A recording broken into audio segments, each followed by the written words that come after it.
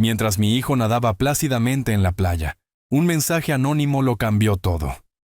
Vete en silencio. No le digas nada a tu hijo. Obedecí sin pensar. Descubrí que, en ese exacto momento, una banda criminal esperaba la señal para robar mi casa. Mi propio hijo lo había orquestado todo. Antes de continuar, suscríbanse a Historias de Venganza de Williams. Pulsen la campana de notificaciones porque tenemos nuevas historias todos los días. Dejen su me gusta y díganos en los comentarios desde qué ciudad nos están viendo. Me llamo Roberto Castillo.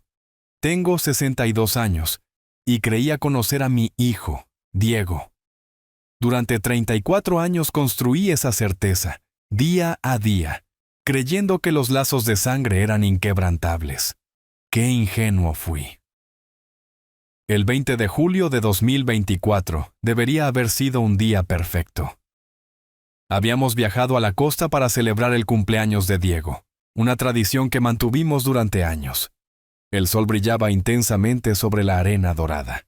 Las olas rompían suavemente contra la orilla y mi hijo se veía feliz nadando en el mar, igual que cuando era un niño. Eran las 6:40 de la tarde cuando mi teléfono vibró. Un número desconocido. Suelo ignorar esos mensajes, pero algo en mi interior me impulsó a leerlo. Las palabras que aparecieron en la pantalla me helaron la sangre. Don Roberto, soy Elena. Váyase de la playa discretamente. No le diga nada a su hijo, Diego. Es urgente. Su vida y su propiedad corren peligro. Elena Rosales, mi ama de llaves de confianza desde hace 15 años. Una mujer seria y responsable que nunca exageraba ni causaba alarmas innecesarias. Si Elena enviaba un mensaje así, algo verdaderamente grave estaba ocurriendo. Miré hacia el mar, donde Diego flotaba plácidamente sobre las olas, ajeno a todo. Mi corazón comenzó a latir desbocado.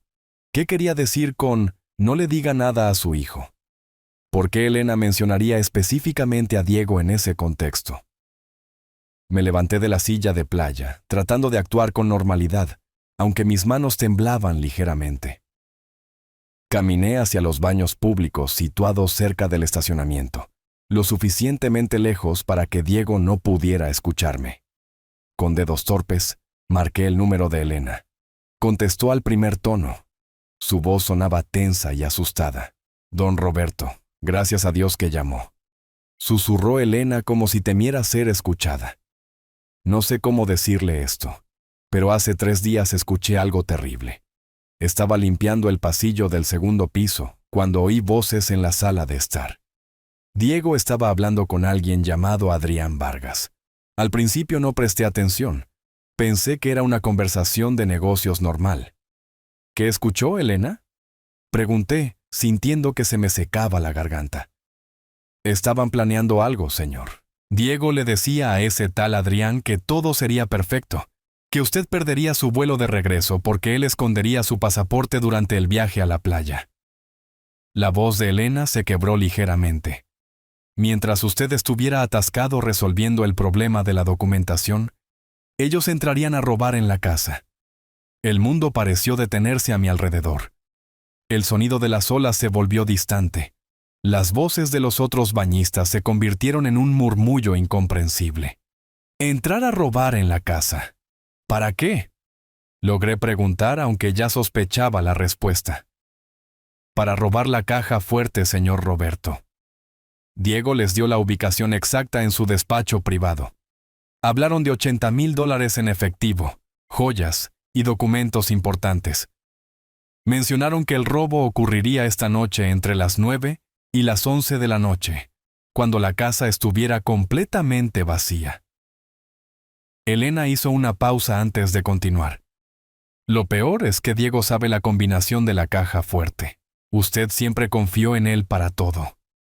Sentí como si me hubieran dado un puñetazo en el estómago. Me apoyé contra la pared de concreto de los baños, tratando de procesar lo que acababa de escuchar. Mi propio hijo. El niño que crié, a quien le di todo, por quien trabajé incansablemente durante décadas para apoyarlo, planeando robarme, conspirando con criminales para saquear mi propio hogar. Elena, ¿está completamente segura de lo que escuchó? Pregunté, desesperado por encontrar alguna explicación alternativa, algún malentendido. Señor, desearía estar equivocada, pero después de esa conversación, empecé a prestar atención. Ayer por la tarde, después de que usted ya se había ido a la playa con Diego, ese tal Adrián vino a la casa. Lo dejé pasar porque Diego me había dicho que era su socio de negocios. Estuvieron en su despacho casi una hora. Cuando se fueron, encontré papeles en la basura. Eran borradores de documentos bancarios con su firma falsificada, señor Roberto. La realidad comenzó a aplastarme con un peso insoportable. No era un malentendido. No era mi imaginación. Mi hijo, Diego Castillo, de 34 años, el hombre en quien deposité toda mi confianza y amor, me estaba traicionando de la manera más vil imaginable. ¿Llamó a la policía?, pregunté, viendo a Diego salir del agua y caminar hacia nuestras cosas en la arena. Sí, señor. Hice una denuncia anónima hace 2 horas. Dijeron que pondrían vigilancia discreta cerca de la casa, pero necesitaba advertirle. Diego no puede saber que usted está enterado, o podría cambiar los planes y escapar. Respiré hondo, tratando de controlar las emociones que amenazaban con desbordarse. Rabia, dolor, incredulidad, todo mezclado en un torbellino devastador. Miré hacia la playa donde Diego me saludaba, sonriendo inocentemente como si nada ocurriera. ¿Cómo podía actuar con tanta naturalidad, sabiendo lo que había planeado? Gracias, Elena.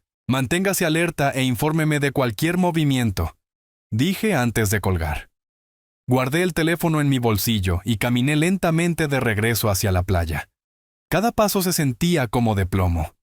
Tendría que actuar normal, fingir que todo estaba bien, mientras por dentro me desmoronaba.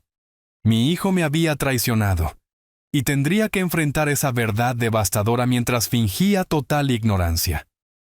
Regresé a la sombrilla, tratando de controlar el temblor de mis manos. Diego ya se estaba secando con una toalla. Su rostro mostraba esa sonrisa despreocupada que ahora parecía una máscara perfectamente ensayada. Me senté en la silla de playa, tratando de parecer tranquilo, pero mi mente era un caos absoluto. Cada gesto que hacía mi hijo, cada palabra que pronunciaba, ahora cobraba un significado completamente diferente y siniestro. ¿Todo bien, papá? Te ves un poco pálido, comentó Diego mientras se aplicaba protector solar en los brazos. La preocupación en su voz sonaba tan genuina que por una fracción de segundo dudé de todo lo que Elena me había dicho, pero solo por un segundo. Estoy perfectamente bien. Quizás un poco de insolación, respondí, forzando una sonrisa. El sol está bastante fuerte hoy. Diego asintió y se recostó en su silla. Durante los siguientes minutos nos sentamos en silencio, escuchando el murmullo constante de las olas. Observé discretamente cada uno de sus movimientos, buscando cualquier señal de culpa, cualquier indicio de nerviosismo. Nada.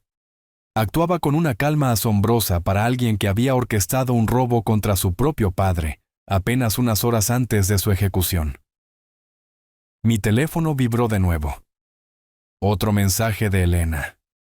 Lo leí furtivamente. Señor, encontré información más grave. Necesito decirle algo sobre las deudas de Diego. Es peor de lo que imaginábamos. Me levanté rápidamente, inventando una excusa sobre necesitar ir al baño. Caminé de regreso a los baños, llamando a Elena desde el mismo lugar apartado donde había hablado minutos antes. Dígame, Elena, ¿qué más descubrió?, pregunté, sintiendo que el estómago se me contraía por la ansiedad. Después de hablar con usted, registré discretamente la habitación de Diego. Sé que es una invasión de privacidad, pero necesitaba estar segura antes de acusarlo de algo tan terrible. Elena hizo una pausa para respirar hondo. Encontré documentos escondidos bajo el colchón. Son registros de deudas con casinos clandestinos. Diego debe $38,000, señor Roberto. $38,000 a este tal Adrián Vargas. Cerré los ojos, sintiendo que el mundo giraba a mi alrededor. $38,000. Una fortuna perdida en juegos de azar ilegales. ¿Cuánto tiempo llevaba mi hijo hundido en ese mundo sin que yo me diera cuenta? Los documentos tienen fechas. Continuó Elena con la voz temblorosa. Las deudas comenzaron hace 8 meses. Empezó con cantidades pequeñas, $2,000 o $3,000 al mes. Pero en los últimos 3 meses se dispararon. Hay notas manuscritas amenazantes de Adrián, exigiendo el pago inmediato, o habría consecuencias graves. Ahora todo empezaba a tener un doloroso sentido. Las frecuentes peticiones de dinero que Diego había estado haciendo durante los últimos meses, siempre con excusas razonables. Inversiones prometedoras, oportunidades de negocio únicas, gastos inesperados con su esposa, Patricia. Le di el dinero sin cuestionar, confiando ciegamente en mi hijo. Qué estúpido fui al no ver las señales obvias. ¿Hay algo más?, pregunté, temiendo la respuesta, pero necesitando saber toda la verdad. Sí, señor. En uno de los papeles está escrito el plan completo. Diego le prometió a Adrián que después de robar la caja fuerte, se repartirían el dinero a partes iguales, $40,000 para cada uno. Con eso, Diego pagaría su deuda y aún le sobrarían $2,000. El plan depende de que usted reporte un robo común, sin saber nunca que su propio hijo fue el cerebro detrás de todo. Presioné mi frente contra la pared fría del baño, sintiendo náuseas. La traición no era solo por dinero. Estaba calculada, premeditada, meticulosamente planeada durante semanas, quizás meses. Diego había estudiado cada detalle, utilizando mi absoluta confianza en él para cometer el crimen perfecto. Me usó como padre, como fuente de ingresos, como víctima. Elena dijo que alertó a la policía. Dije, tratando de recuperar algo de control sobre la situación. ¿Qué le dijeron exactamente? Me tomaron en serio cuando mencioné los documentos falsificados y el plan de robo específico. Enviaron una patrulla de vigilancia que ha estado posicionada cerca de la casa desde las 5 de la tarde. Los oficiales están vestidos de civil en un vehículo sin identificación para no levantar sospechas. Me dijeron que si los criminales intentan entrar, los arrestarán en el acto. Eso al menos me brindó algo de consuelo. La policía estaría lista.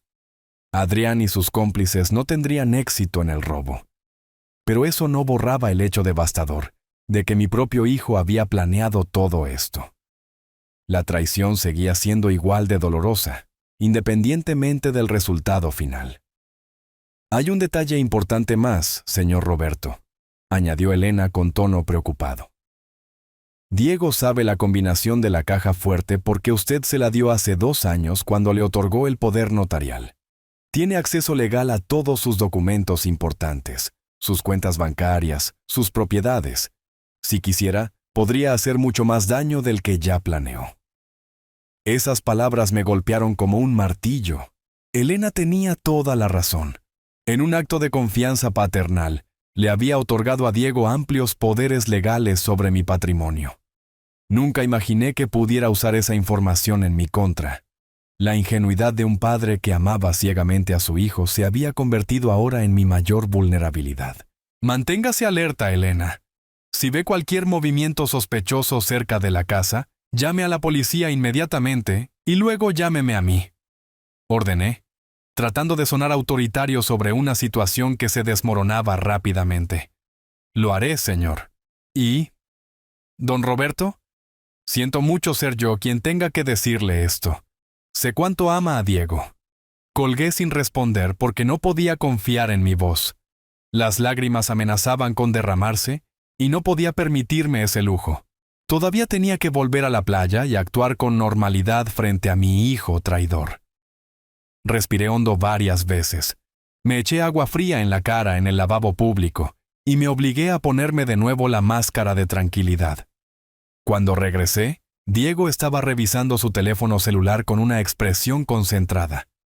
Al verme, lo guardó rápidamente en su mochila con un movimiento casi imperceptible pero muy revelador. ¿Con quién se estaba comunicando? ¿Con Adrián? ¿Con los otros miembros de la banda criminal? ¿Estaba coordinando los detalles finales del asalto que ocurriría en solo unas horas? Oye, papá, estaba pensando que podríamos quedarnos a cenar aquí en la playa, sugirió Diego, señalando un restaurante cercano con una terraza frente al mar. Tienen mariscos frescos espectaculares. Podemos relajarnos, disfrutar del atardecer, hacer que este día sea memorable. Memorable. La palabra resonó en mi mente con amarga ironía. Este día quedaría grabado en mi memoria para siempre, pero no por las razones que Diego fingía. Claro, Diego. Suena perfecto, respondí, forzando entusiasmo en mi voz mientras mi mente trabajaba frenéticamente, analizando cada detalle de los últimos meses. Me recosté en la silla fingiendo relajación, pero internamente comenzaba un doloroso proceso de reconstrucción. Cada conversación reciente con Diego cobraba ahora un matiz completamente diferente. Los recuerdos fluían como una avalancha implacable, mostrándome señales obvias que había ignorado por ciego amor paternal. Recordé marzo de 2024. Diego llegó a casa sudando nerviosamente, pidiendo prestado $5,000 para una inversión urgente en tecnología. Sus manos temblaban ligeramente cuando firmó el pagaré que nunca devolvió. Atribuí su nerviosismo a la emoción por la oportunidad de negocio. Ahora entendía que probablemente acababa de perder esa cantidad en algún casino clandestino y necesitaba tapar el agujero antes de que Patricia se enterara. Luego llegó abril. Diego canceló abruptamente una cena familiar, alegando compromisos laborales inesperados. Patricia me llamó esa noche llorando, diciendo que su esposo estaba distante y ausente. Defendí a mi hijo, asegurándole que solo estaba pasando por un periodo estresante en su carrera. ¡Qué ingenuo fui! Probablemente estaba apostando esa noche, perdiendo más dinero, hundiéndose más en ese pozo de deudas. En mayo, las solicitudes de dinero se volvieron más frecuentes. $7,000 para ampliar el inventario del negocio. $4,000 para un curso especializado. $3,500 para reparaciones del coche. Cada vez con excusas perfectamente elaboradas, documentos que parecían legítimos, explicaciones que sonaban razonables. Transferí el dinero sin dudar, orgulloso de poder ayudar a mi hijo con su crecimiento profesional. Junio trajo cambios más obvios en su comportamiento. Diego comenzó a recibir llamadas telefónicas que contestaba alejándose rápidamente, bajando la voz a susurros incomprensibles. Cuando le preguntaba quién llamaba, siempre daba la misma respuesta.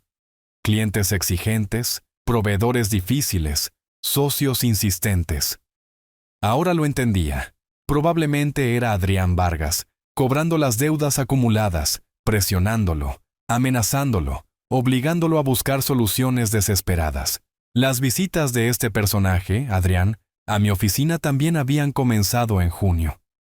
Diego lo presentó como su nuevo socio comercial, un empresario exitoso en el sector inmobiliario. Adrián era un hombre de 36 años. Vestía trajes caros. Hablaba con una confianza engañosa. Charlamos brevemente en 2 ocasiones. Parecía amable, aunque un poco calculador. Nunca sospeché que este individuo era en realidad un usurero de casinos ilegales que tenía a mi hijo atrapado en una red de deudas imposibles. La semana pasada, solo 5 días antes de este viaje a la playa, Diego me pidió acceso a la caja fuerte. Necesitaba revisar documentos antiguos relacionados con propiedades familiares para un supuesto proyecto de inversión. Le di la combinación sin pensarlo 2 veces. Confiaba en él completamente. Ahora lo entendía.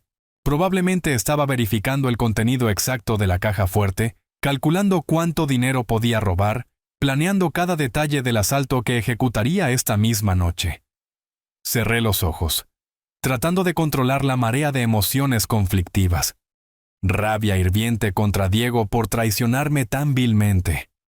Dolor desgarrador al descubrir que el hijo al que amaba incondicionalmente me veía como nada más que un banco andante. Vergüenza por haber sido tan ciego, tan confiado, tan completamente estúpido. Mi teléfono vibró, sacándome de esos pensamientos oscuros. Un mensaje de Elena. Señor, son las 7 de la noche. Acabo de ver una furgoneta negra estacionarse a 3 cuadras de la casa. 3 hombres bajaron cargando bolsas grandes. Uno de ellos es Adrián Vargas. Lo reconocí por las fotos que Diego tiene guardadas.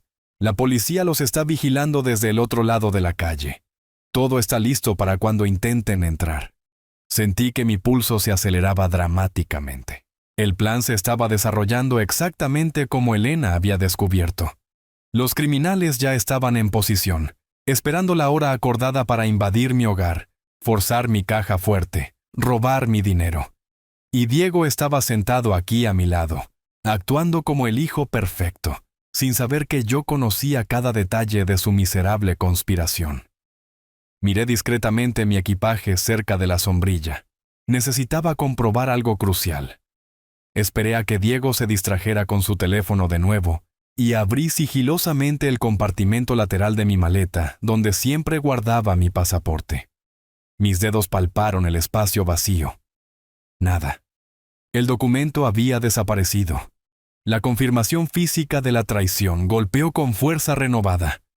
Diego realmente había robado mi pasaporte, su propio padre. Lo hizo mientras yo dormía profundamente la noche anterior, probablemente entrando de puntillas en mi habitación de hotel, rebuscando en mi equipaje, tomando el documento con manos calculadoras.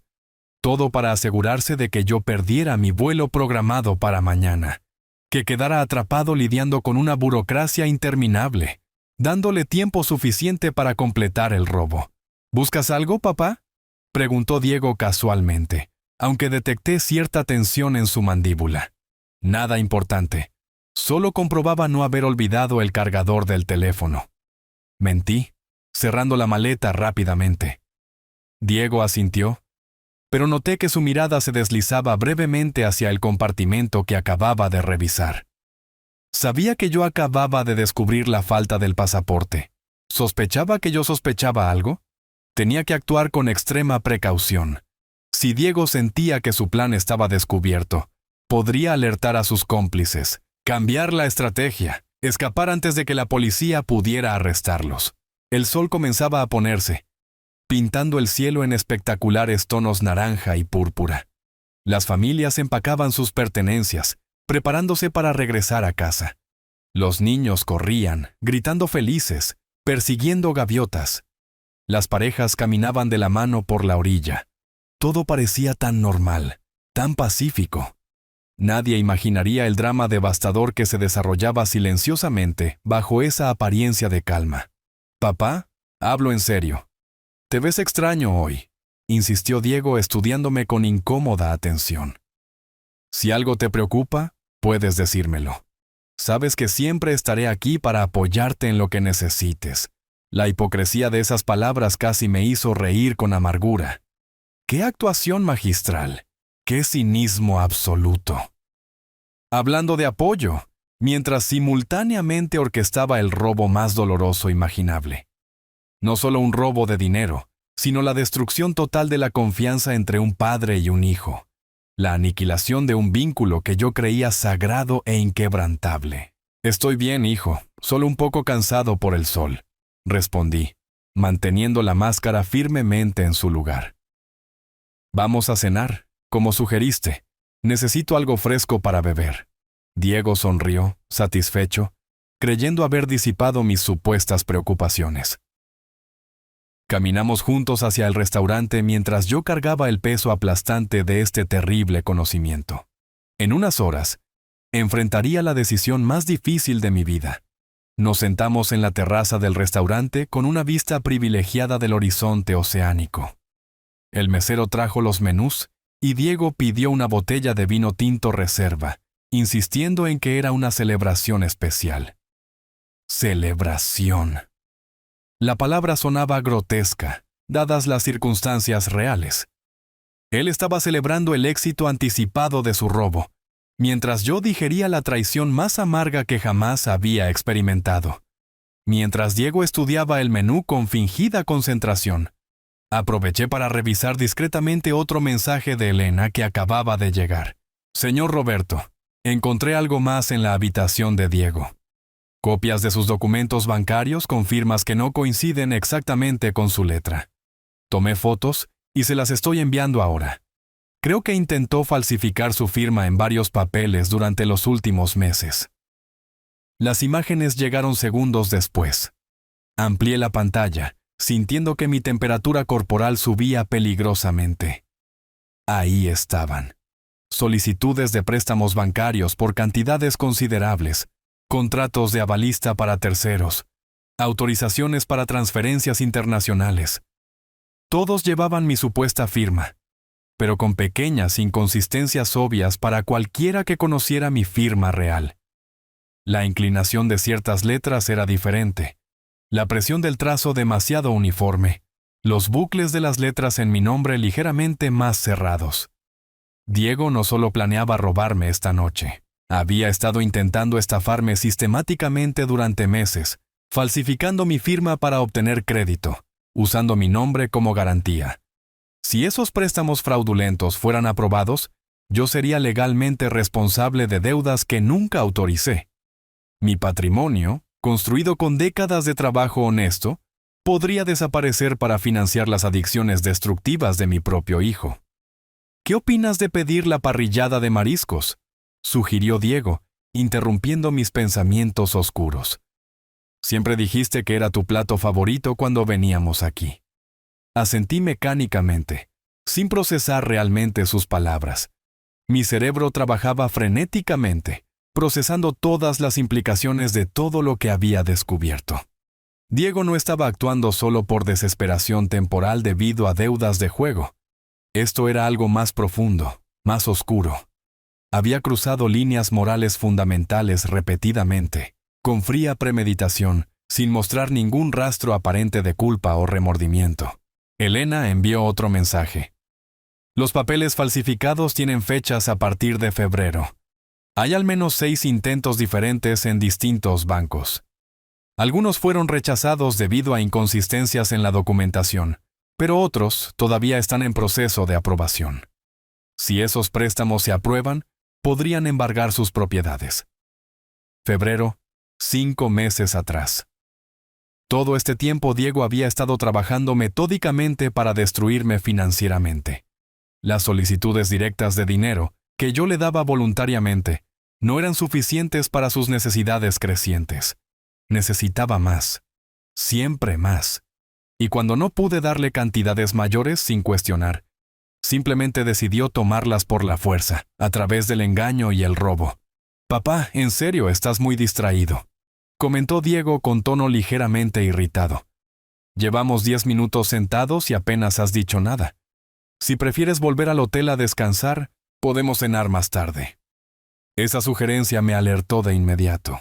Volver al hotel significaba más tiempo antes de regresar a casa, más tiempo para que sus cómplices completaran el asalto sin interferencias. Diego necesitaba mantenerme lejos de la casa el mayor tiempo posible para asegurar el éxito de su plan criminal. «No, estoy bien. Solo estaba pensando en algunos asuntos de trabajo», respondí, agarrando el menú y fingiendo estudiarlo con interés. «Pidamos ahora.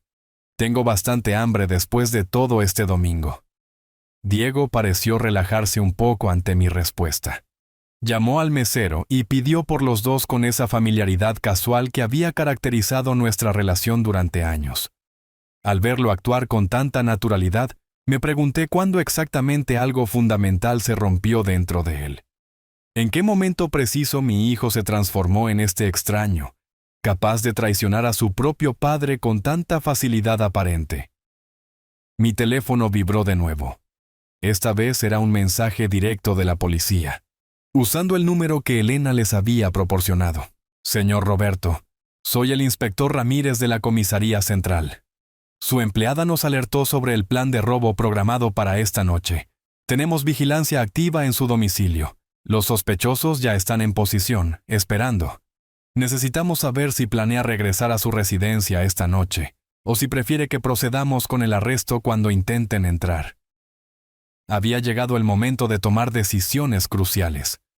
Podía quedarme en la playa, fingiendo ignorancia, permitir que Diego creyera que su plan estaba funcionando perfectamente, dejar que la policía arrestara a Adrián y a sus cómplices cuando intentaran forzar la entrada.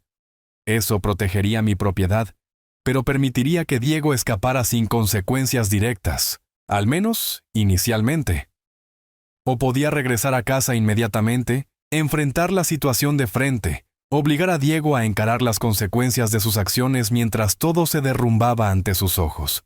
Esa opción era más dolorosa emocionalmente, pero también más honesta. No más mentiras, no más farsas, solo la verdad brutal, expuesta sin piedad. La comida llegó, humeante y aromática, pero apenas pude probar bocado. Cada trozo de pescado se sentía como arena en mi boca. Diego comía con apetito aparentemente genuino, charlando alegremente sobre planes futuros, proyectos compartidos, próximos momentos familiares, todo mentiras elaboradas, todo parte de la actuación magistral que había perfeccionado durante meses. ¿Sabes qué, Diego?, dije, interrumpiendo su monólogo sobre unas supuestas vacaciones familiares que quería organizar para Navidad. Creo que deberíamos conducir de regreso a casa esta noche en lugar de quedarnos hasta mañana, como estaba planeado originalmente. A Diego se le cayó el tenedor, haciendo un ruido metálico contra el plato. Su rostro palideció visiblemente, incluso a la luz tenue de la terraza. ¿Qué? ¿Por qué? Ya pagamos el hotel por 2 noches. Teníamos planes para la playa mañana también. Recordé unos documentos extremadamente importantes que dejé en mi escritorio. Contratos que debo revisar urgentemente antes del lunes. Improvisé, observando cuidadosamente cada microexpresión en su rostro. Pero papá, son solo papeles.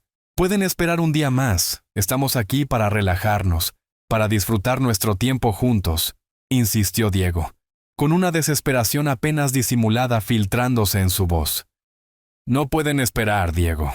Son asuntos críticos que requieren mi atención inmediata. Mantuve, con tono firme e inflexible.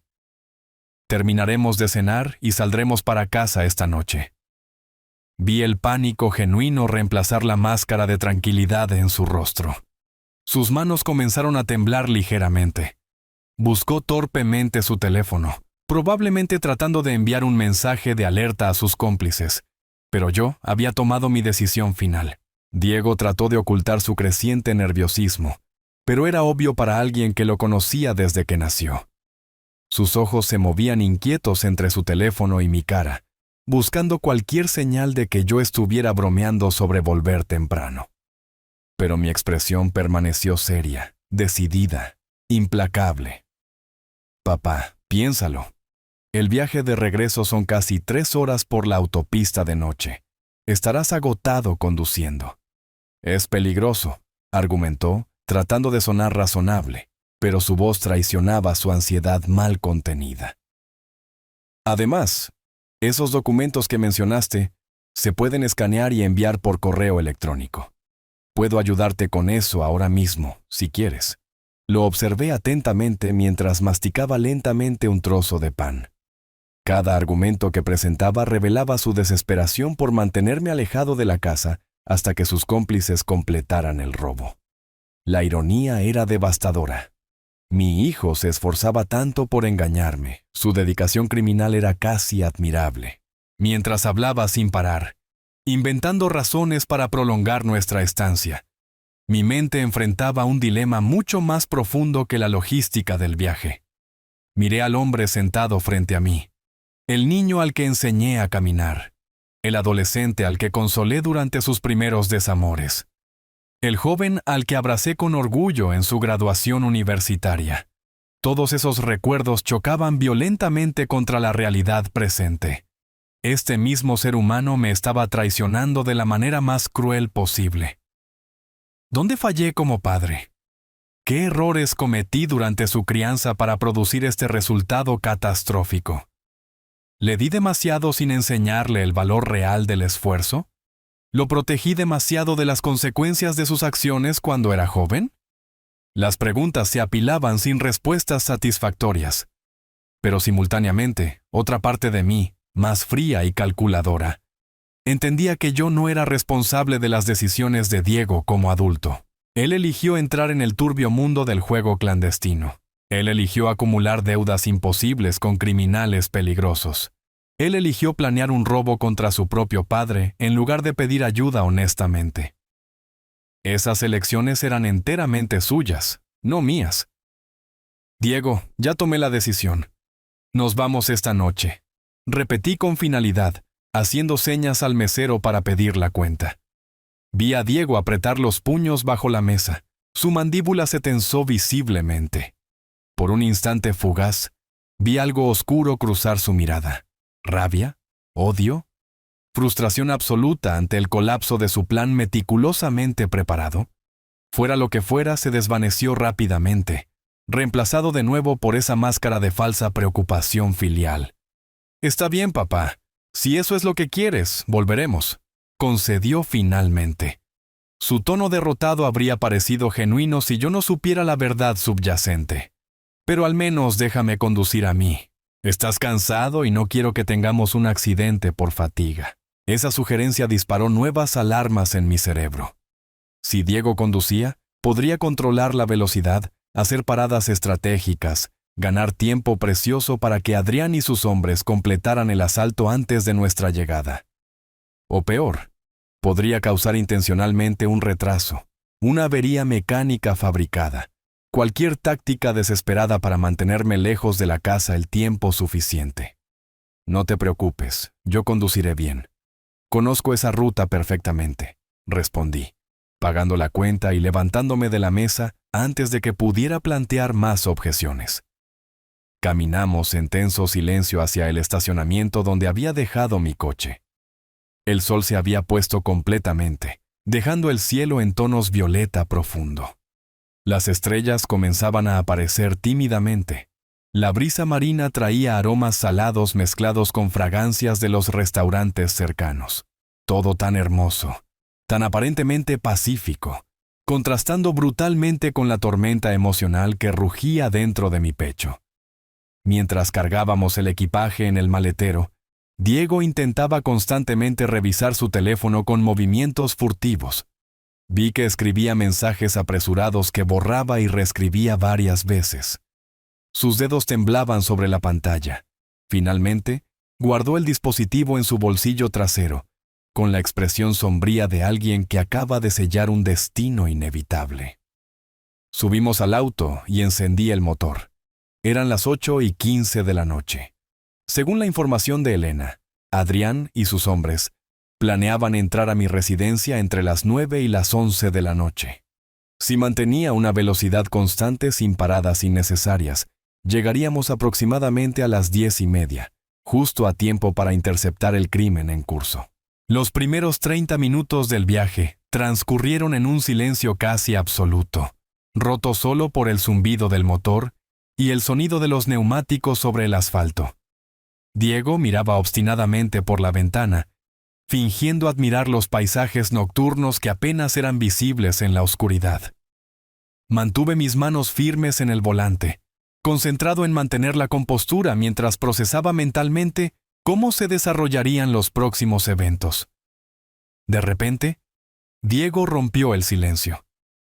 «Papá, realmente necesito ir al baño. ¿Podemos parar en la próxima gasolinera?» Reconocí la táctica de inmediato.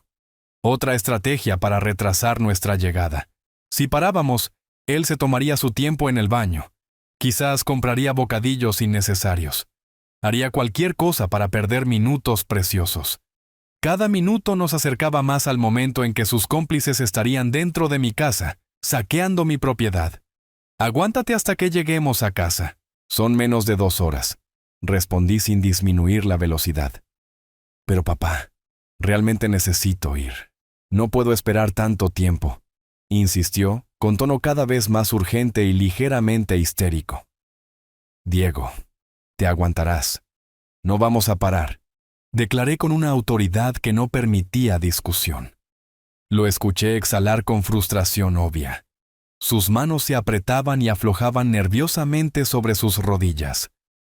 Sacó su teléfono de nuevo, tratando de hacer una llamada, pero la señal en esta zona rural era débil e intermitente. Maldijo por lo bajo cuando la conexión falló repetidamente. 20 minutos después, intentó otra estrategia. «Papá, creo que el motor está haciendo un ruido raro. Deberíamos revisarlo antes de que se convierta en un problema mayor. No contesté. Simplemente seguí conduciendo con determinación de hierro. Diego se retorcía incómodo en su asiento mientras el tiempo avanzaba inexorablemente. Cada milla que recorríamos sellaba su destino, y el de sus cómplices criminales, más estrechamente. Mi teléfono finalmente sonó, rompiendo la tensión opresiva. Era Elena llamando. Activé el altavoz, sabiendo que Diego escucharía todo. Ya no importaba guardar secretos. Señor Roberto, los hombres están forzando la cerradura de la puerta trasera ahora mismo. La policía está esperando su confirmación para intervenir, informó Elena, con la voz agitada por la adrenalina. Diego se congeló completamente. Su rostro perdió todo color, volviéndose de un blanco fantasmal a la luz tenue del tablero del auto. Dígales que procedan con el arresto, Elena. Estaré allí en 1 hora aproximadamente, respondí. Mi voz extrañamente tranquila mientras observaba por el rabillo del ojo cómo Diego se desmoronaba lentamente en el asiento del pasajero. Colgué el teléfono y el silencio que siguió fue ensordecedor. Diego no dijo una palabra, solo respiraba entrecortadamente, como si el oxígeno se estuviera agotando dentro del auto. Sus manos temblaban incontrolablemente sobre sus muslos. Gotas de sudor comenzaron a formarse en su frente, a pesar de que el aire acondicionado funcionaba a toda potencia. «Papá», comenzó finalmente con la voz rota, una voz que apenas reconocí como suya. «¿Yo? ¿Puedo explicarlo?» «No», interrumpí bruscamente, sin apartar los ojos de la carretera oscura, iluminada solo por los faros del auto. «No hay explicaciones que justifiquen lo que hiciste. Ahórrate tus palabras para los abogados que necesitarás contratar muy pronto». Diego sollozó audiblemente. Un sonido gutural cargado de pánico genuino, reemplazando finalmente toda la actuación elaborada de las últimas horas. «Por favor, papá, tienes que entender». Tenía deudas enormes. Adrián me amenazaba constantemente. No sabía qué más hacer. Estaba desesperado. Apreté el volante con fuerza, conteniendo la furia que amenazaba con estallar violentamente. ¿Y tu primera opción fue robarme? ¿Conspirar con criminales para asaltar tu propia casa familiar? ¿Falsificar mi firma en documentos bancarios durante meses? ¿Esconder mi pasaporte como si fuera un objeto sin importancia? Yo encontré el pasaporte, admitió entre sollozos ahogados. Estaba en tu maleta. Lo tomé anoche mientras dormías. La confesión directa dolió más que las sospechas confirmadas. Escuchar de su propia boca cómo me traicionó metódicamente mientras yo confiaba ciegamente en él era un tormento insoportable. Parte de mí todavía se aferraba a esperanzas infantiles de que hubiera algún malentendido, alguna explicación alternativa. Pero esas ilusiones se desvanecieron definitivamente con cada palabra que pronunciaba. ¿Sabes cuál es la parte más dolorosa de todo esto, Diego?, pregunté, sintiendo que mi voz se endurecía, adoptando un tono gélido que nunca había usado con él antes. No es el dinero. No son las falsificaciones. Ni siquiera es el robo planeado. Es que nunca confiaste en mí lo suficiente para pedir ayuda honestamente. Preferiste destruir nuestra relación antes que mostrar vulnerabilidad y admitir tus errores. Te pedí dinero repetidamente, exclamó con creciente desesperación. Te dije que tenía problemas financieros, pero nunca me diste suficiente.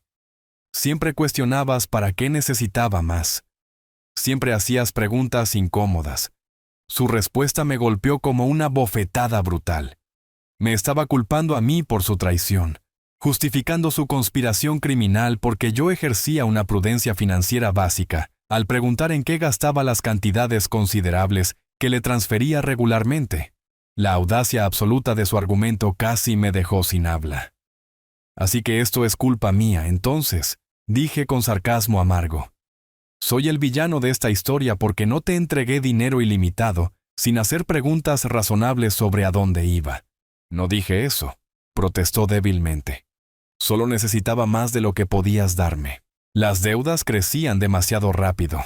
Adrián se volvía más amenazante cada día. Tenía que encontrar una solución rápida.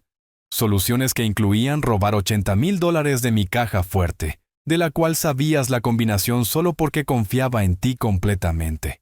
Señalé con implacable dureza. Soluciones que requerían falsificar mi firma para obtener préstamos fraudulentos, usando mi patrimonio como garantía sin mi conocimiento o consentimiento. Diego hundió la cara entre las manos, llorando abiertamente ahora. Sus hombros se sacudían convulsivamente. Parte de mí, esa porción obstinada de amor paternal que sobrevivía a pesar de todo, sintió compasión instintiva al verlo así. Pero una parte más grande, más fría y más sabia, entendía que esas lágrimas eran principalmente de autocompasión y miedo a las consecuencias inminentes, no de remordimiento genuino por el daño que había infligido. Mi teléfono vibró con un mensaje del inspector Ramírez. Señor Roberto, tenemos a los 3 sospechosos bajo custodia. Fueron atrapados con las manos en la masa dentro de su residencia con herramientas de robo y documentos comprometedores. Adrián Vargas confesó inmediatamente, implicando a su hijo Diego como el cerebro de toda la operación. Necesitaremos su declaración formal cuando llegue. Leí el mensaje en voz alta deliberadamente, queriendo que Diego escuchara cada palabra destructiva. Gimió de angustia, entendiendo que su cómplice principal ya lo había traicionado sin dudarlo. No había honor entre ladrones, especialmente cuando enfrentaban cargos criminales graves. Adrián me traicionó, susurró Diego con incredulidad patética, como si esperara lealtad de un usurero criminal que lo había estado manipulando durante meses. Todos traicionamos a alguien al final, respondí con una filosofía oscura nacida del dolor reciente. Tú me traicionaste primero. Adrián simplemente siguió el ejemplo que tú diste tan brillantemente. Aceleré ligeramente, superando el límite de velocidad. Necesitaba llegar a casa, enfrentar esta pesadilla directamente, ver con mis propios ojos la evidencia física de la conspiración que mi hijo orquestó en mi contra. Las palabras ya no eran suficientes. Necesitaba realidad tangible para procesar completamente esta catástrofe emocional. Diego intentó hablar varias veces más durante el resto del viaje, balbuceando disculpas incoherentes, súplicas desesperadas de perdón, promesas vacías de cambiar y enmendar sus errores. No respondí a nada de eso. Simplemente conduje con determinación mecánica hacia la inevitable confrontación final. Las luces de la ciudad comenzaron a aparecer en el horizonte oscuro. Reconocí puntos de referencia familiares que indicaban que estábamos cerca de casa. Mi hogar. El lugar que Diego intentó violar tan despiadadamente.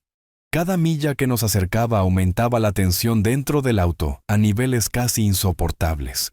Finalmente giramos hacia la calle residencial donde había vivido durante 30 años. Coches de policía con luces intermitentes bloqueaban parcialmente la entrada. Vecinos curiosos se agolpaban en ventanas y puertas observando el espectáculo inusual. Elena estaba esperando en el patio delantero junto a varios oficiales uniformados. Detuve el coche frente a la casa. Diego no se movió.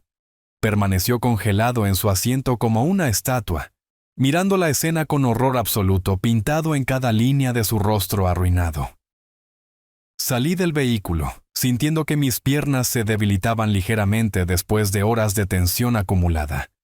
Elena corrió hacia mí, con expresión de alivio mezclada con profunda preocupación. Nos abrazamos brevemente y sentí que temblaba en mis brazos, probablemente procesando el peso de haber desencadenado toda esta situación al alertarme de la conspiración. Hizo lo correcto, Elena. Gracias por su valentía. Le susurré al oído antes de soltarla. El inspector Ramírez se acercó, mostrando su identificación oficial.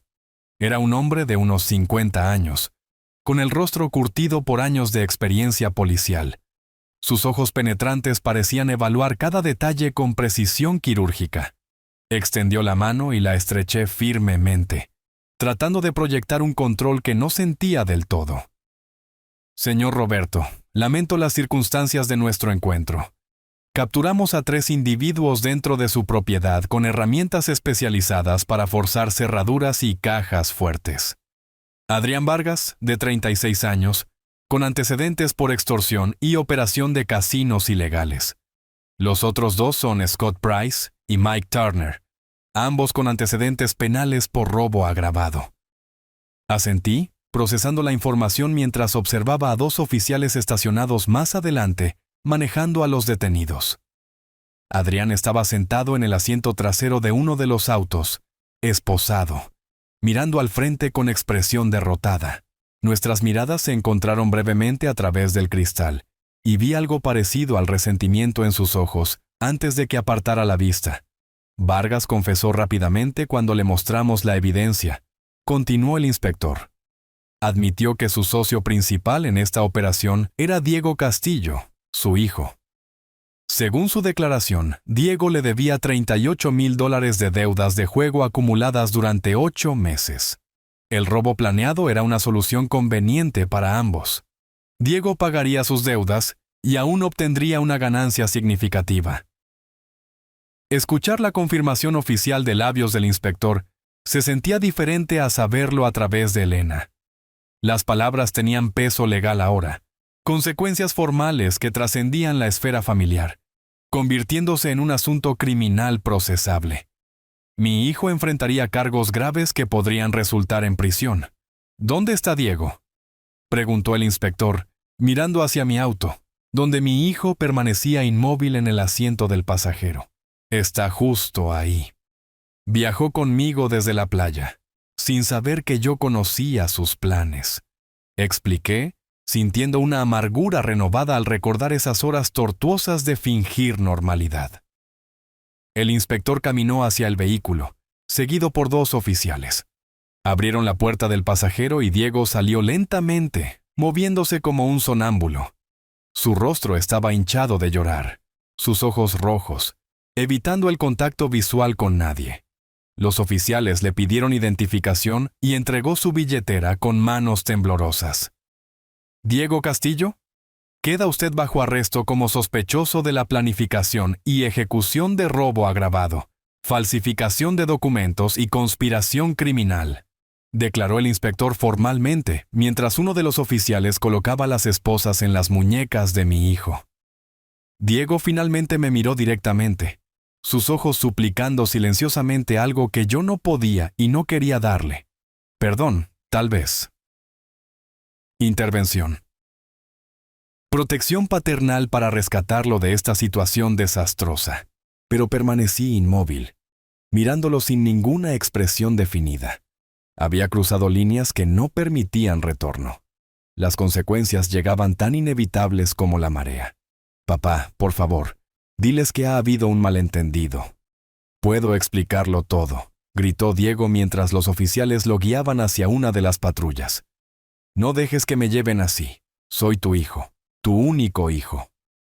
Sus palabras resonaron en la calle silenciosa, donde los vecinos observaban escandalizados desde las ventanas iluminadas. La humillación pública se sumaba a la devastación emocional privada. Pero no me moví, no hablé. Simplemente observé cómo colocaban a Diego en el asiento trasero del mismo vehículo donde Adrián esperaba. Los dos conspiradores ahora compartían un espacio confinado, unidos por las consecuencias de sus acciones criminales. Elena tocó mi brazo suavemente. «Señor Roberto, necesita entrar y ver lo que encontraron. Hay cosas que necesita saber». Seguí al inspector Ramírez dentro de mi casa. La puerta trasera mostraba marcas obvias, donde habían intentado forzar la cerradura con palancas. Herramientas especializadas estaban esparcidas por el suelo del pasillo.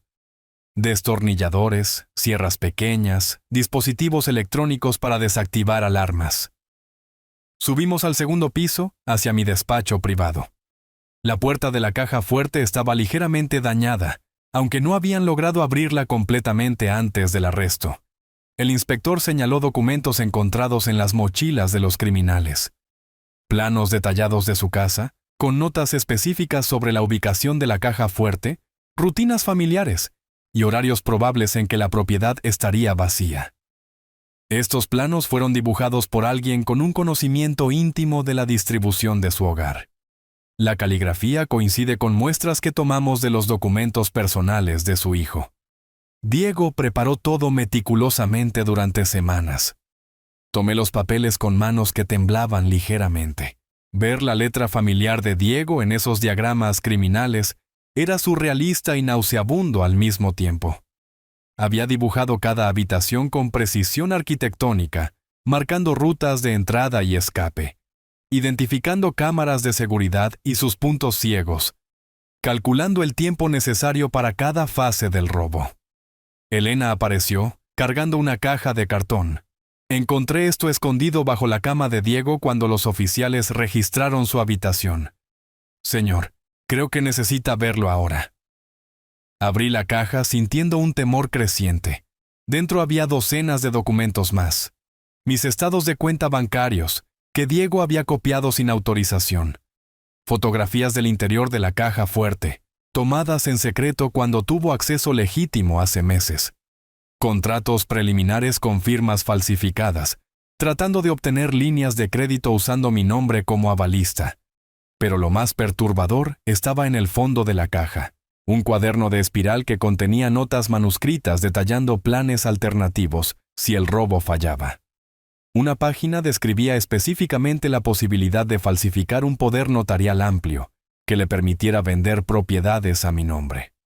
Otra página contemplaba escenarios donde yo podría sufrir algún accidente incapacitante, dejándolo como único heredero y administrador de mi patrimonio. Diego no solo planeaba robarle esta vez, señor Roberto, dijo Elena con la voz quebrada por el horror genuino. Estaba pensando en formas de tomar eventualmente el control total de todo lo que usted posee. Cerré el cuaderno, sintiéndome violentamente enfermo. Mi hijo no actuaba por desesperación momentánea. Esto era ambición calculada, codicia sistemática, una voluntad consciente de destruirme financieramente si era necesario para satisfacer sus necesidades.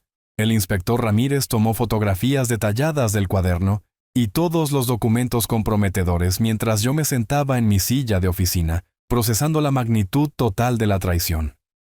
Cada página revelaba niveles más profundos de planificación maliciosa. Diego no solo cometió un error desesperado, sistemáticamente construyó una estrategia para despojarme de todo lo que había construido durante décadas de trabajo honesto. Señor Roberto, necesito hacerle algunas preguntas formales para el registro, indicó el inspector, sacando una grabadora digital de su maletín. Con su permiso, grabaré esta conversación como parte de la investigación oficial. Asentí mecánicamente. Las siguientes 2 horas pasaron en un interrogatorio exhaustivo donde reconstruí cronológicamente todos los eventos. Las frecuentes peticiones de dinero de Diego, sus cambios de comportamiento, las visitas de Adrián, el mensaje de advertencia de Elena, mi decisión de regresar temprano de la playa.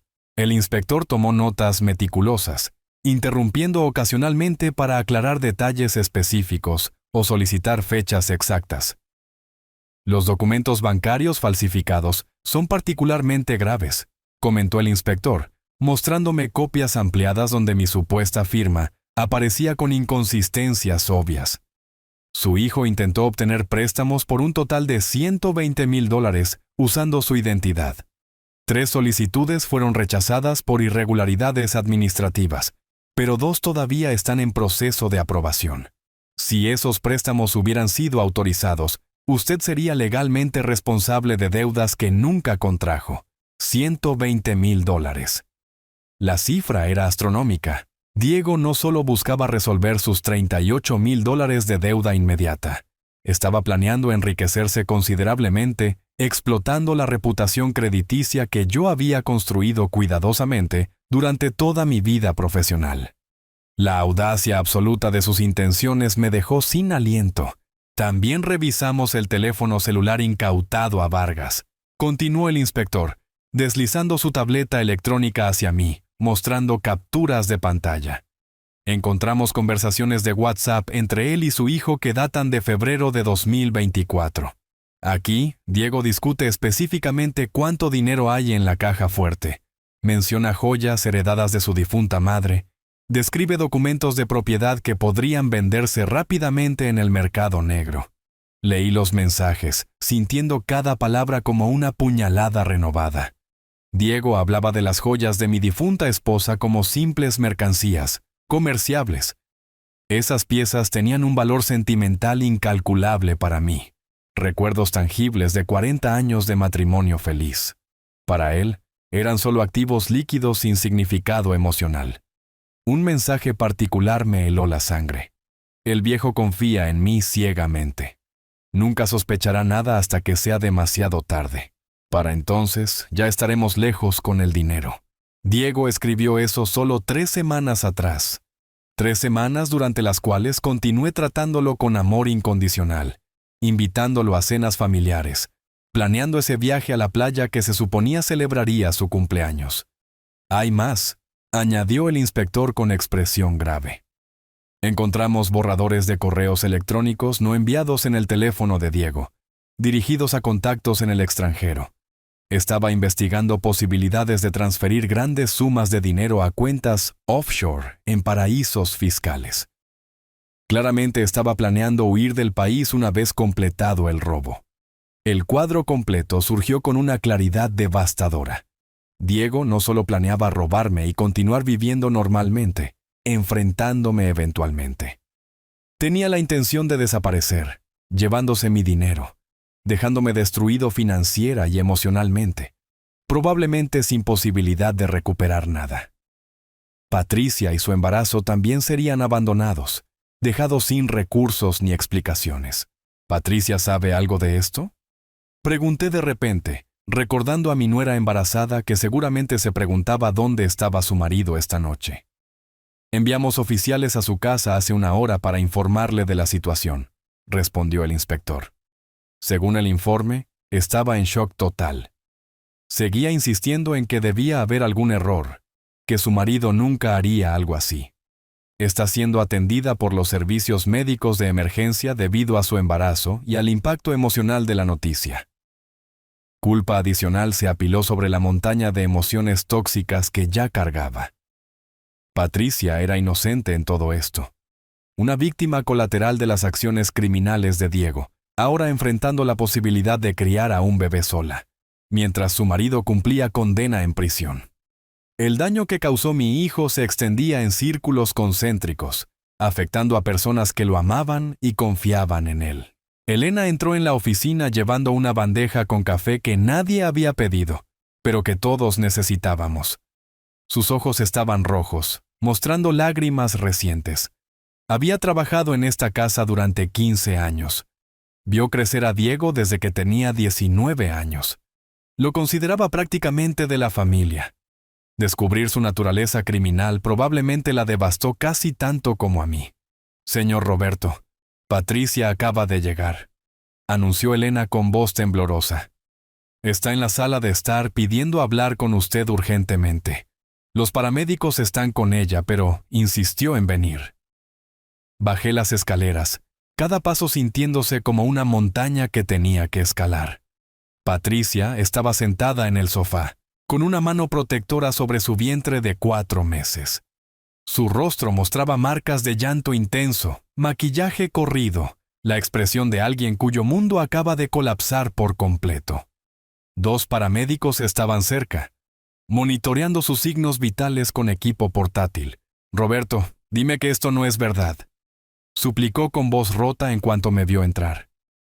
Dime que Diego no hizo lo que la policía está diciendo. Tiene que haber una explicación, algún malentendido terrible. Me senté a su lado, tomando sus manos frías entre las mías. Patricia, desearía poder decirte que es un error, pero todo es verdad. Diego planeó robarnos. Tiene deudas masivas con criminales. Falsificó mi firma en documentos bancarios. La evidencia es irrefutable. Ella sollozó incontrolablemente, cubriéndose la cara. ¿Cómo pudo hacerme esto? ¿Cómo pudo hacerle esto a nuestro bebé? Estoy embarazada de su hijo. Y eligió conspirar con criminales en lugar de pedir ayuda como una persona decente. No tenía respuestas reconfortantes que ofrecer. Yo me hacía las mismas preguntas tortuosas. ¿Cómo perdió Diego toda su brújula moral? ¿En qué momento dejó de importarle lastimar a quienes lo amaban?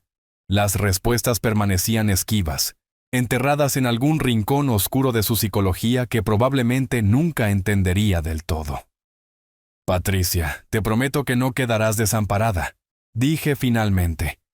Este bebé es mi nieto. Ambos recibirán todo el apoyo necesario sin importar lo que pase con Diego. Ella asintió débilmente mientras los paramédicos le ofrecían un sedante suave, que rechazó. Quería mantenerse consciente para procesar todo a pesar del dolor insoportable. Los días siguientes pasaron en un borrón de procedimientos legales interminables. Diego permaneció en prisión preventiva, mientras el fiscal construía su caso. Adrián Vargas y sus dos cómplices enfrentaban cargos similares, aunque con agravantes adicionales debido a sus antecedentes penales previos. El proceso judicial se movió con una velocidad sorprendente, dada la abrumadora cantidad de evidencia física y digital recopilada. Contraté a Ricardo Soto, uno de los abogados más respetados de la ciudad, especializado en derecho de propiedad y fraude financiero. Ricardo tenía 55 años, con amplia experiencia en casos complejos y una reputación impecable de profesionalismo riguroso. Nos reunimos en su oficina elegantemente amueblada, donde revisamos exhaustivamente cada documento incriminatorio. Roberto, debo ser completamente franco con usted, comenzó Ricardo después de estudiar los archivos durante 2 horas continuas. La evidencia contra Diego es abrumadora y prácticamente indefendible. Los mensajes de texto, los documentos falsificados, el testimonio de Vargas corroborado por evidencia física. Cualquier juez razonable lo condenará sin duda significativa. Asentí. Esperaba esas palabras, pero aún se sentían como golpes pesados. ¿Qué tipo de sentencia enfrentaría? Considerando la gravedad acumulada de los delitos, organización criminal, intento de robo agravado, falsificación reiterada de documentos, intento de fraude bancario. Estamos hablando de 4 a 6 años de prisión efectiva, sin posibilidad de libertad condicional, explicó Ricardo, ajustándose las gafas mientras consultaba códigos penales actualizados en su computadora. 4 a 6 años. Diego tendría casi 40 años al salir.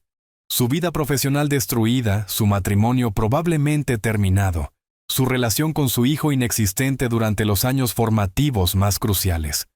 Las consecuencias se extendían devastadoramente hacia el futuro previsible. Pero hay otro asunto, igualmente urgente, que debemos atender de inmediato, continuó Ricardo abriendo otra carpeta. Usted necesita proteger legalmente sus activos. Diego todavía figura como el beneficiario principal en su testamento actual.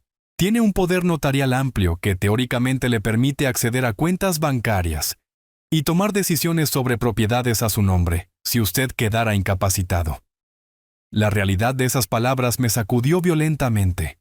En mi vulnerabilidad emocional, había olvidado por completo esos detalles administrativos cruciales. Diego todavía retenía acceso legal a todo lo que yo poseía, basado en la confianza que otorgué hace años, cuando todavía pensaba que conocía a mi hijo. ¿Qué necesito hacer específicamente?, pregunté, sintiendo una urgencia renovada. Ricardo presentó varios documentos prellenados, esperando solo mis firmas. Primero, revocaremos inmediatamente todos los poderes otorgados a Diego. Segundo, enmendaremos su testamento, eliminándolo como beneficiario. Tercero, notificaremos formalmente a todas sus instituciones financieras sobre la situación para congelar cualquier acceso que pudiera tener. Cuarto, iniciaremos demandas civiles separadas, exigiendo compensación por daños causados por sus intentos de fraude. Firmé cada documento con una mano que temblaba ligeramente. Cada trazo de la pluma representaba una ruptura definitiva con el pasado, un reconocimiento legal de que mi hijo estaba muerto para mí en todos los sentidos prácticos, aunque su corazón siguiera latiendo en una celda a varias millas de distancia. ¿Y Patricia?, pregunté, recordando a mi nuera que atravesaba esta pesadilla llevando una vida inocente en su vientre. Recomiendo establecer un fideicomiso específico para su nieto no nacido, sugirió Ricardo. De esa manera, garantiza que el bebé tenga recursos asegurados sin que Diego pueda acceder o manipular esos fondos desde la prisión o después de cumplir su condena. También sugiero incluir a Patricia como beneficiaria secundaria, con condiciones específicas que protejan sus intereses, sin crear dependencia insostenible. La idea tenía todo el sentido. Mi nieto no debía pagar por los crímenes de su padre. Patricia no merecía sufrir más de lo que el dolor emocional inevitable ya le estaba causando. Instruí a Ricardo para que preparara toda la documentación necesaria sin limitaciones de presupuesto. Quería escudos legales impenetrables protegiendo a los inocentes en esta tragedia. Hay un detalle adicional que descubrí mientras investigaba las finanzas de Diego, mencionó Ricardo con expresión incómoda. Durante los últimos 6 meses, estuvo vendiendo información confidencial sobre las operaciones comerciales de su empresa a Adrián Vargas, quien luego usó esos datos para manipular inversiones en mercados paralelos. Técnicamente, eso constituye espionaje industrial además de todos los otros cargos. Cerré los ojos, sintiendo esa náusea familiar. Cada nueva revelación añadía capas adicionales de traición. Diego no solo me atacó personalmente como padre, también saboteó profesionalmente mi negocio, que construí desde cero hace 30 años. Vendió secretos comerciales a criminales inescrupulosos que probablemente causaron pérdidas financieras a clientes inocentes que confiaban en la integridad de mi empresa. Cuantifique todos los daños posibles y añádalos a las demandas civiles, ordené, mi voz endurecida por una determinación fría. Quiero que Diego enfrente absolutamente todas las consecuencias de sus acciones, sin ninguna mitigación por sentimiento familiar. Ricardo asintió, tomando notas adicionales. Trabajamos durante 4 horas más, revisando cada detalle legal imaginable. Cuando finalmente salí de su oficina, el sol se estaba poniendo, pintando el cielo en tonos rojizos que parecían presagiar más tormentas por venir. Conduje directamente al hospital, donde Patricia había sido ingresada de nuevo esa mañana debido a complicaciones relacionadas con el estrés extremo durante el embarazo. La encontré acostada en una cama de hospital, conectada a monitores que medían los latidos del corazón del bebé. Su rostro mostraba un agotamiento profundo que trascendía lo meramente físico. «Roberto, gracias por venir», susurró débilmente, extendiendo su mano hacia mí. «Los médicos dicen que el bebé está estable, pero debo permanecer en reposo absoluto en cama durante las próximas semanas. El estrés está afectando mi presión arterial peligrosamente». Me senté junto a su cama, tomando su mano fría. «No te preocupes por nada relacionado con dinero o logística. He contratado enfermeras privadas para cuidarte cuando te den el alta. Pagaré todos los gastos médicos, sin importar el costo. Tu único trabajo es mantenerte saludable para ese bebé». Lágrimas rodaron por sus mejillas. Diego me llamó desde la cárcel ayer. Estaba llorando, rogándome que lo visitara, que hablara contigo para que lo ayudaras. Colgué el teléfono. No puedo verlo en este momento. No sé si podré volver a verlo después de lo que hizo. El juicio de Diego comenzó en noviembre de 2024. La sala del tribunal estaba llena de periodistas, curiosos y familias de las víctimas secundarias, afectadas por el espionaje industrial que Diego había perpetrado. Me senté en la primera fila junto a Ricardo Soto, observando cómo mi hijo era llevado, esposado, desde las celdas de detención. Diego había perdido peso notablemente durante sus 4 meses en prisión preventiva. Su rostro estaba barbudo y descuidado. Sus ojos tenían profundas ojeras, y tenía la mirada vacía de alguien que ha abandonado toda esperanza. Nuestras miradas se encontraron brevemente, mientras los guardias lo llevaban a la mesa de la defensa. En sus ojos, vi una súplica desesperada, un ruego silencioso por alguna intervención salvadora de mi parte. Pero deliberadamente, miré hacia otro lado, negándole incluso ese consuelo mínimo del reconocimiento paternal. Había tomado decisiones inquebrantables durante estos meses, y no permitiría que emociones residuales debilitaran mi resolución. El fiscal presentó su caso metódicamente durante 2 días completos. Proyectó los mensajes comprometedores entre Diego y Adrián en grandes pantallas. Mostró fotografías de los documentos falsificados. Reprodujo grabaciones de declaraciones donde Adrián detallaba cada fase de la conspiración. Llamó a testigos expertos que analizaron las firmas fraudulentas, confirmando que eran imitaciones burdas de mi auténtica. Elena testificó como testigo clave. Relató con voz temblorosa cómo descubrió accidentalmente las conversaciones comprometedoras, cómo decidió alertarme a pesar del riesgo personal, cómo encontró los cuadernos incriminatorios escondidos bajo el colchón de Diego. El abogado defensor trató de desacreditar su testimonio, sugiriendo que tenía motivaciones personales contra mi hijo. Pero Elena se mantuvo fiel a su historia consistentemente, sin contradicciones detectables. Patricia no asistió al juicio. Había dado a luz prematuramente en octubre, a un niño sano al que llamó Gabriel en honor a su abuelo materno fallecido. Los médicos atribuyeron el parto prematuro directamente al estrés traumático de toda esta situación. Ella presentó su testimonio vía videoconferencia desde su casa, explicando entre lágrimas cómo descubrió la doble vida de su marido, cómo él ocultó sistemáticamente sus deudas crecientes de ella, y cómo ahora enfrentaba criar a un recién nacido sola mientras procesaba la traición devastadora.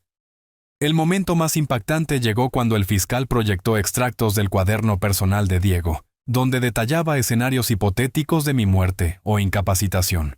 Si el viejo tuviera un derrame cerebral, tendría control total a través del poder notarial. Había escrito Diego con letra clara en una entrada fechada en mayo. Podría vender las propiedades secundarias sin que nadie cuestionara las transacciones. Nadie sospecharía si todo parece legalmente correcto. Escuchar esas palabras leídas en voz alta por el fiscal me revolvió el estómago violentamente. Diego no solo contemplaba robarme. Especulaba activamente con aprovechar mi posible muerte para beneficio personal. El hijo que cargué en mis brazos cuando era bebé, a quien enseñé a leer y escribir, a quien apoyé en cada etapa de su vida, había llegado a considerar mi muerte como una oportunidad financiera conveniente. El abogado defensor de Diego intentó argumentos débiles sobre que la adicción al juego era una enfermedad que disminuía su responsabilidad penal. Presentó evaluaciones psiquiátricas, sugiriendo que mi hijo sufría de trastornos de control de impulsos exacerbados por la presión de Adrián. Pero el fiscal destrozó esos argumentos, mostrando cómo Diego planeó meticulosamente cada detalle durante meses, demostrando plena capacidad cognitiva y premeditación consciente. Diego tuvo la oportunidad de testificar en su propia defensa el último día del juicio. Subió al estrado con movimientos lentos, mirando frecuentemente hacia donde yo estaba sentado, como si buscara alguna señal de perdón o apoyo. Comenzó con voz rota. Reconozco que cometí errores terribles. Las adicciones me consumieron hasta el punto en que perdí todo sentido de la moralidad. Pero nunca dejé de amar a mi padre y a mi familia. Sus palabras sonaban huecas, ensayadas por su abogado para generar simpatía del jurado. Habló durante 20 minutos tratando de presentarse como una víctima de circunstancias desafortunadas en lugar de un perpetrador calculador. Mencionó presiones financieras, amenazas de Adrián, desesperación por proteger a Patricia del conocimiento de sus deudas. Todo cuidadosamente formulado para evocar compasión. Cuando el fiscal lo interrogó agresivamente sobre los planes detallados en su cuaderno personal, Diego balbuceó incoherencias sin respuestas convincentes. Esas eran solo fantasías escritas en momentos de extrema desesperación. Nunca habría actuado sobre esos pensamientos, insistió débilmente. ¿Fantasías?, replicó el fiscal con sarcasmo cortante. Dibujar planos arquitectónicos precisos de la casa familiar marcando rutas de entrada para criminales. ¿Era eso también una fantasía? Falsificar la firma de su padre en 6 documentos bancarios diferentes. ¿Era eso solo imaginación? Diego se desmoronó visiblemente bajo el contrainterrogatorio, admitiendo finalmente la gravedad de sus acciones, aunque todavía tratando de minimizar su culpa moral. El jurado observaba con expresiones que oscilaban entre el disgusto y la lástima, pero claramente se inclinaban hacia la condena. Las deliberaciones duraron apenas 4 horas. El veredicto regresó unánime, culpable de todos los cargos. El juez programó la sentencia formal para 2 semanas después. Diego pasaría ese tiempo de regreso en la cárcel esperando saber exactamente cuántos años pasaría tras las rejas. Durante esas 2 semanas recibí 11 cartas de Diego, enviadas desde su celda, todas rogando perdón, suplicando que intercediera con el juez, prometiendo cambiar radicalmente si le daba una oportunidad más. Cada carta permaneció sin abrir, apilándose en el cajón de mi escritorio. No tenía interés en leer más mentiras desesperadas. El día de la sentencia llegué al juzgado temprano. El juez, un hombre severo de unos 60 años con reputación de dureza, revisó cuidadosamente todos los factores agravantes y atenuantes antes de dictar su decisión final. Diego Castillo ha sido encontrado culpable de organización criminal, intento de robo agravado, falsificación reiterada de documentos, múltiples cargos de intento de fraude bancario y espionaje industrial. Considerando la extensa premeditación, el abuso de confianza familiar, el daño emocional causado y la falta de remordimiento genuino, este tribunal lo condena a 4 años de prisión efectiva, sin posibilidad de libertad condicional anticipada. Diego sollozó audiblemente al escuchar la sentencia. 4 años. Su abogado había esperado conseguir 3, con buena conducta, reducibles a 2. Pero el juez fue inflexible. Los guardias lo levantaron para escoltarlo de regreso a la celda de detención, cuando Diego gritó desesperadamente: «¡Papá! ¡Por favor! ¡Mírame! ¡Di algo!». Permanecí inmóvil, mi rostro inexpresivo negándole cualquier respuesta que pudiera interpretar como debilidad o una posibilidad futura de reconciliación. Han pasado 3 años desde ese terrible día en la playa, cuando recibí el mensaje de Elena que cambió mi vida irrevocablemente. Hoy es marzo de 2027. Mientras escribo estas líneas en mi oficina renovada, puedo escuchar risas infantiles provenientes del patio donde Patricia está jugando con Gabriel, mi nieto de 2 años y medio, que apenas sabe que su padre biológico existe. Diego cumplió su sentencia completa sin reducciones por buena conducta. Salió de prisión hace 4 meses, físicamente demacrado y aparentemente destruido emocionalmente.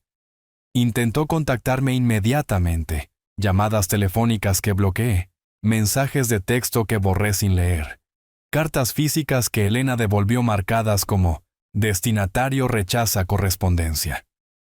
Una tarde de enero apareció frente a mi casa, esperando durante 5 horas bajo la lluvia persistente, hasta que finalmente acepté verlo por una única vez. Fue una conversación breve, fría, definitiva. Nos sentamos en mi oficina separados por el escritorio que una vez compartimos cuando era mi apoderado de confianza. Ahora, ese mueble representaba una barrera inquebrantable entre 2 extraños que una vez fueron padre e hijo. ¡Papá! He tenido 3 años para reflexionar sobre todo lo que hice. Comenzó Diego, con la voz ronca por meses de silencio forzado en prisión. No hay palabras para expresar mi arrepentimiento. Destruí todo lo valioso en mi vida por codicia estúpida y adicción incontrolable. Te lo ruego. Dame una oportunidad para demostrar que he cambiado genuinamente. Lo observé sin ninguna emoción discernible. Había envejecido considerablemente durante su encarcelamiento. Tenía 37 años, pero fácilmente aparentaba 45. Arrugas profundas surcaban su frente. Canas prematuras veteaban su cabello oscuro. Sus manos temblaban ligeramente con ese temblor característico de alguien que ha pasado años en entornos de alto estrés. Diego, escucha atentamente, porque nunca repetiré esto. Dije, mi voz medida, desprovista de calidez paternal. Lo que destruiste no se puede reconstruir. La confianza tarda décadas en construirse y segundos en demolerse. Elegiste dinamitar nuestro vínculo cuando decidiste traicionarme de la manera más vil imaginable. No hay vuelta atrás desde ese punto. Pero soy tu hijo. Somos familia. Las familias perdonan. Insistió, la desesperación filtrándose en su voz. Eras mi hijo. Corregí, enfatizando el tiempo pasado. Ese título implica respeto mutuo, lealtad básica, decencia fundamental. Violaste todos esos principios cuando planeaste robarme, falsificar mi firma y vender secretos comerciales de mi empresa. Alguien capaz de esas acciones contra su propio padre no merece seguir siendo llamado hijo. Diego comenzó a llorar abiertamente, sollozos ahogados que probablemente esperaba que ablandaran mi posición. Pero yo ya había llorado todas mis lágrimas durante los primeros 6 meses después de su arresto. Procesé mi duelo. Acepté la pérdida. Reconstruí mi vida alrededor del vacío que él dejó. Sus lágrimas actuales no despertaban compasión, sino más bien una fría molestia ante la manipulación emocional transparente. ¿Y Gabriel? Finalmente preguntó entre hipidos. Es mi hijo. Tengo derecho legal a conocerlo, a ser parte de su vida. Legalmente, sí. Aunque Patricia obtuvo una orden de restricción temporal que limita severamente tus visitas supervisadas, respondí, consultando documentos que Ricardo Soto había preparado anticipando exactamente esta conversación. Pero moralmente, un padre que planeó robar a su propio abuelo no merece influir en la crianza de ese niño. Patricia ha decidido que Gabriel crecerá sin conocerte, hasta que sea lo suficientemente mayor para entender qué tipo de hombre eres realmente. Eso es crueldad innecesaria. Estás usando a mi hijo como arma para castigarme, gritó Diego, la rabia reemplazando momentáneamente la autocompasión. No, respondí con calma gélida. Estoy protegiendo a mi nieto de influencias tóxicas que podrían deformar su desarrollo moral. Gabriela se ha vivido conmigo y Patricia en esta propiedad desde que nació. Tiene estabilidad, amor incondicional y un ejemplo diario de integridad. Tú solo traerías confusión y patrones disfuncionales que nos tomaría años corregir. Diego se levantó abruptamente, golpeando el escritorio con frustración impotente. Pasé 4 años en prisión. Pagué mi deuda con la sociedad. Merezco una segunda oportunidad. Pagaste tu deuda legal. Concedí, levantándome también para indicar que esta reunión había terminado. Pero hay deudas morales y emocionales que ningún juez puede cuantificar y ninguna celda puede pagar. Destruiste la confianza que era el cimiento de nuestra relación. Ese tipo de daño no se repara con el simple paso del tiempo o con declaraciones vacías de arrepentimiento. Lo acompañé a la puerta principal donde Elena estaba esperando, lista para asegurar que dejara la propiedad sin incidentes.